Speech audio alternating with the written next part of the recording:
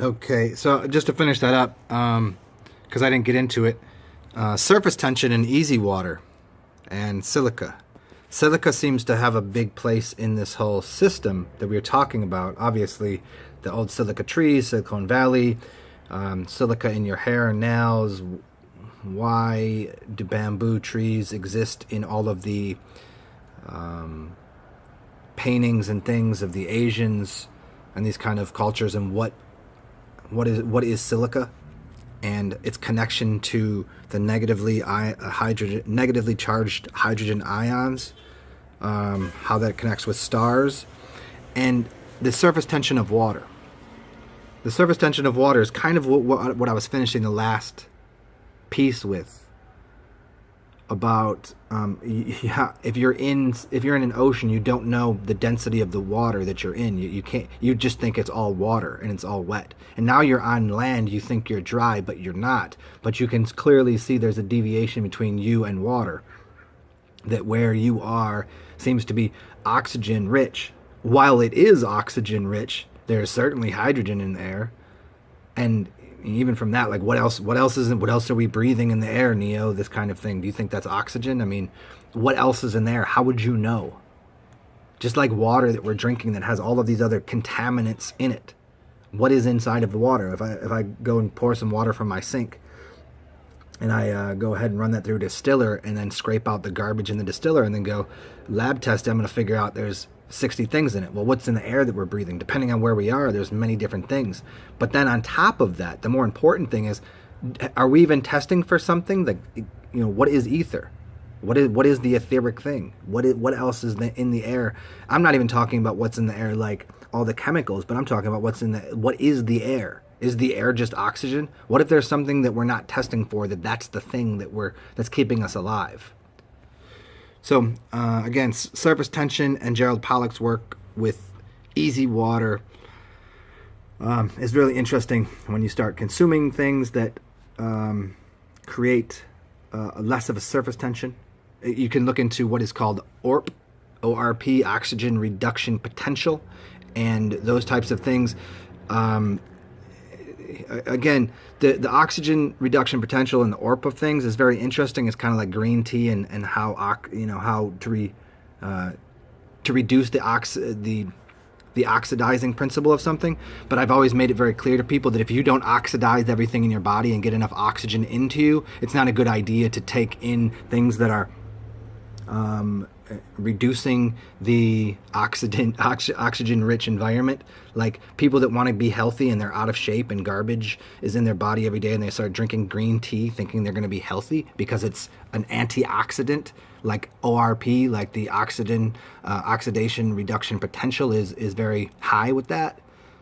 So you wouldn't want that unless you've already removed all of the garbage from your body first. And then it would be a good idea to consume these kind of things. So again, all of this fun stuff and getting into what is glowing, and the earlier work that I had done on consuming things that have a natural, you'd look up the words phos, Phos.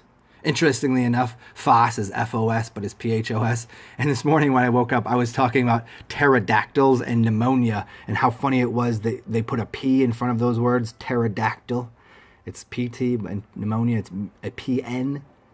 And so, like, there's these, I think that's very interesting. So phosphorus is a PH and not an F. So, anyways, phosphorus or phosphorines. These things deal with light, the luminescence of, look up Lucifer, like the idea of the light bearer, and what light bearer was as Venus, correct? Venus, the light bearer, and Venusian, and this concept of phosphorines and phosphorescence, and they always link up with the words Lucy or something like this, looking into the Latin origins. So getting into water and light, again, water and light is always mem and ori, and bringing that into what all of this is and figuring out, well, what type of water is it, or what is in the water, and does it have more to do with the hydrogen, the ions? Does it have a lot to do with the neutrons? Do we need more protons? Do we need more electrons? Or is it just more neutrons? Because things should be neutral, yes? The neutral is the living thing. That is the electrical thing. What should our body be? I've talked about this before, that if you consume all of the king's foods, if you consume the coin of the Khan, the Cohen, the priestcraft, they would give you coins from the Cohens, and they would coincide with certain elements that are higher. They would be in the 8th octave, and it seems like people that want that 8th octave material is gold, and then the 7th octave is silver, and the 6th octave or the 5th octave has copper, right? So those things, and the salts, when you look into the salts, they're in the higher octaves too. They put you underneath their scepter, because the scepter is connecting to those things, which are all electrically charged. So your television is electrically charged. That's why you can find a TV called a Sceptre TV. It's what the kings and queens used to wear. They put the gold caps on their head, and they were actually spitting off frequencies, right? Now, would the magnetism help you to be like the illumination, means to bring light to something, meaning they control the electricity, because they're actually just harvesting electricity off of everything. Electricity is everywhere, and they're just harvesting it and selling it back to you. Is that the thing, or do we need more neutron? You know, isn't there a cartoon? Is it Johnny Neutron or something? No, that's not Johnny Neutron. Everybody knows. It's a smart little kid with the big head. Something Neutron.